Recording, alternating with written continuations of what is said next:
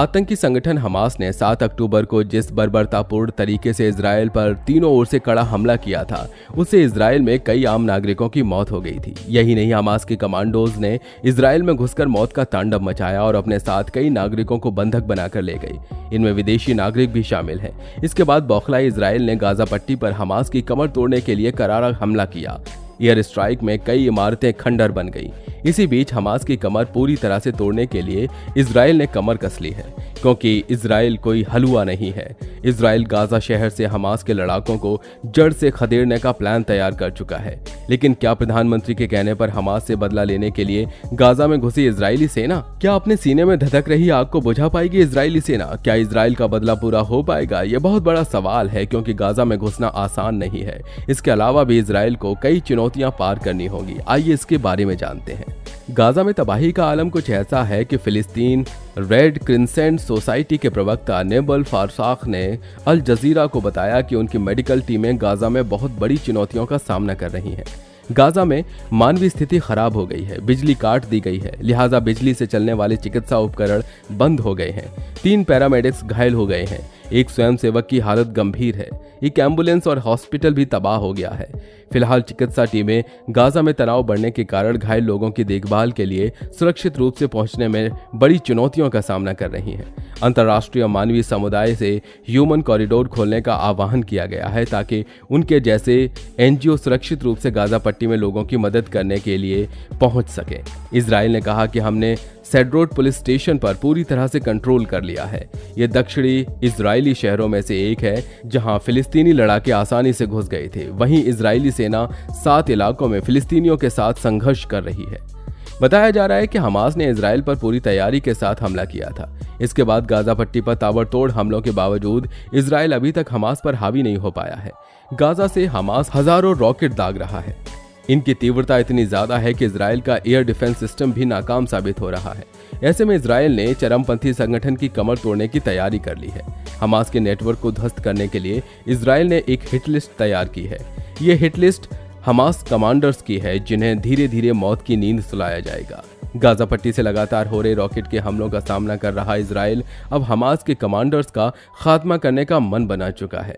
इसके लिए Israeli death squad तैयार किए गए हैं। ये दस्ते एक एक कर इन कमांडरों को निशाना बनाएंगे, जिस तरह से पश्चिमी देशों ने ISIS के कमांडरों के साथ किया था।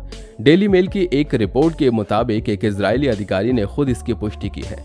इजरायली सुरक्षा एजेंसी गाजा के बाहर हमास के ठिकानों का पता लगाने में जुटी हैं। इसके लिए अन्य देशों की भी मदद मांगी जा रही है। इससे पहले इजराइल ने अमेरिका से लेबनान सीमा की जानकारी मांगी थी। बताया जा रहा है कि अब इजराइल कतर और अन्य इस्लामिक देशों पर दबाव डालने जा रहा है, जिसने हाल ही में हमास को करोड़ों डॉलर का दान दिया था। इजराइल का दावा है कि कतर की राजधानी दोहा में ही हमास का प्रमुख इस्माइल हनियेह का घर है। इजरायली सुरक्षा एजेंसियों का दावा है कि हमास कमांडरों की जो हिट लिस्ट बनाई गई है, उन्हें चुन चुन कर मारा जाएगा। ये हमले कब, कहां और कैसे होंगे, इसके बारे में कोई जानकारी नहीं दी गई है। हालांकि इतना साफ है कि इजराइल की हिट लिस्ट में सबसे ऊपर हमास प्रमुख इस्माइल हनियेह हैं, जिसने इजराइल पर हुए इस हमले को अल अक्सा फ्लड नाम दिया था और अपनी जमीन और अपने कैदियों को मुक्त कराने तक लड़ाई जारी रखने का संकल्प लिया था। इजराइल की ओर से जो सूची तैयार की गई है, उसमें यहाँ सिनवार का नाम भी शामिल है, जो गाजा में हमास का प्रमुख कमांडर है। IDF के प्रवक्ता रियर एडमिरल डैनियल हगारी के मुताबिक यांगा ही इस अभियान का कमांडर है। हंगरी ने यह भी दावा किया कि हनियेह के बाद यांगा सिनवार ही हमास का सबसे ताकतवर कमांडर है। हगारी का दावा है कि हमास के ठिकाने, उनकी संपत्तियां सभी इजराइल के हमलों के अधीन हैं, जिन्हें बर्बाद करके ही दम लिया जाएगा। गाजा पट्टी पर नियंत्रण करने वाले हमास के कमांडरों की संख्या तकरीबन 15 है। इनका प्रमुख इस्माइल हनियेह है। इन कमांडरों का चयन एक चुनाव एक परिषद की ओर से किया जा रहा है। डेली मेल के मुताबिक IQB हमास की एक सैन्य शाखा है। इसकी कमान मारवान इस्सा और मोहम्मद डेफ संभालते हैं। IQB ज्यादातर सरकार के अन्य क्षेत्रों से हटकर संचालित होता है, जो धीरे धीरे मजबूत होता जा रहा है। बता दें कि हमास आतंकियों ने इजराइल पर 20 मिनट में ताबड़तोड़ 3 से 5 हजार रॉकेट गिराए थे, जिससे इजराइल दंग रह गया। लोग डर गए, सैकड़ों लोग मारे गए। अमेरिका और चीन के नागरिक भी, और भी ज्यादा लोग मारे जाते, पर आयरन डोम ने बचा लिया। इजराइल का बनाया हुआ दुनिया का सबसे सटीक और कारगर एयर डिफेंस सिस्टम साल 2011 में इजराइल ने आयरन डोम को अपने देश में तैनात किया। तब से यह हवाई रक्षा प्रणाली इजराइल के लोगों को हमास और अन्य फिलिस्तीनी आतंकी समूह के रॉकेट हमले से बचा रहा है। अगर आयरन डोम अपनी तरफ 100 रॉकेट आता देखता है तो वो 90 को हवा में ही नष्ट कर देता है, यानी 90% सटीकता। इसे बनाने की शुरुआत 2006 में हुई। तब हिजबुल्लाह आतंकियों ने इजराइल पर हजारों रॉकेट दागे। नतीजा बहुत बुरा था। इजराइल में सैकड़ों लोग मारे गए, हजारों देश छोड़कर भाग गए, काफी ज्यादा नुकसान हुआ। इसके बाद इजराइल ने स्वदेशी मिसाइल डिफेंस शील्ड बनाया, उसे नाम दिया आयरन डोम। आयरन डोम की रेंज अब 150 वर्ग किलोमीटर से बढ़कर 250 वर्ग किलोमीटर हो चुकी है।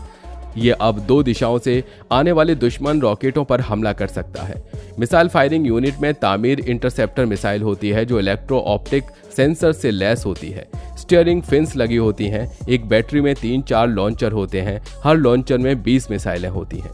इजराइल के पास खुद को सुरक्षित रखने के लिए 6 प्रकार के एयर डिफेंस सिस्टम हैं, यानी गुब्बारे में बांधकर भेजा जा रहा बम हो, या फिर वायुमंडल के ऊपर से आती बैलिस्टिक मिसाइल, या फिर सैटेलाइट से किया जा रहा हमला। इजराइल हर तरह के हमलों को इन सुरक्षा प्रणालियों से खत्म कर देगा।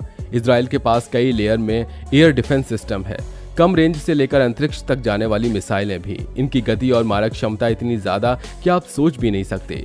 इजराइल की एरो मिसाइल फैमिली, यानी इजराइल की हवाई सुरक्षा के लिए तैयार किया गया मिसाइल सिस्टम, इसे हद्स के नाम से भी बुलाते हैं। मिसाइल का वजन 1300 किलोग्राम है। इसके 3 वेरिएंट हैं जो 22 से 23 फीट ऊंचे हैं। इन मिसाइलों में विंग्स भी हैं ताकि हवा में ग्लाइड करते समय दिक्कत न हो। इनमें 150 किलोग्राम वजनी वॉरहेड लगाया जाता है जो डायरेक्टेड हाई एक्सप्लोसिव फ्रेगमेंटेशन होता है। इजराइल अब हमास के रॉकेटों, ग्रेनेड्स और मोर्टार को गिराने के लिए लेजर अटैक कर रहा है। पहली बार इजराइल ने अपने iron beam laser point defence system को एक्टिवेट किया है। यह सिस्टम काफी दूर से ही ड्रोन्स, रॉकेट्स, मिसाइल, मोर्टार को आते देखकर उन्हें आसमान में ही खत्म कर देता है। इस लेजर हथियार को इजराइल ने पूरे देश में तैनात कर दिया है। अभी इसे कुछ साल तैनात नहीं करने की योजना थी, लेकिन हमास के हमलों को देखते हुए इजराइल ने इसे पहले ही एक्टिवेट कर दिया।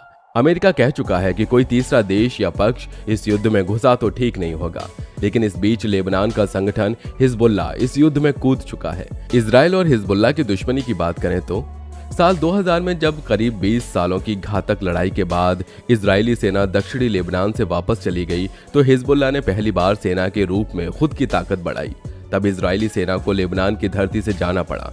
जानकार मानते हैं कि हिजबुल्लाह के लड़ाकों ने लेबनान की धरती से पश्चिमी उपनिवेशवादी शक्तियों को बाहर निकालने के लिए हथियार उठाया था। उसने इजराइल के विनाश का भी आह्वान किया था।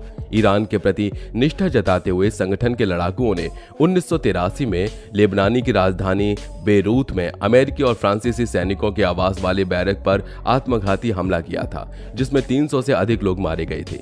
दक्षिणी लेबनान पर इजरायली कब्जे में लड़ने के लिए 1982 में स्थापित हिजबुल्लाह एक शक्तिशाली संगठन बन चुका है, जिसके नेता हसन नसरुल्लाह ने इस आतंकी संगठन को देश के अंदर एक प्रभावशाली राजनीतिक ताकत का चोला भी पहना दिया।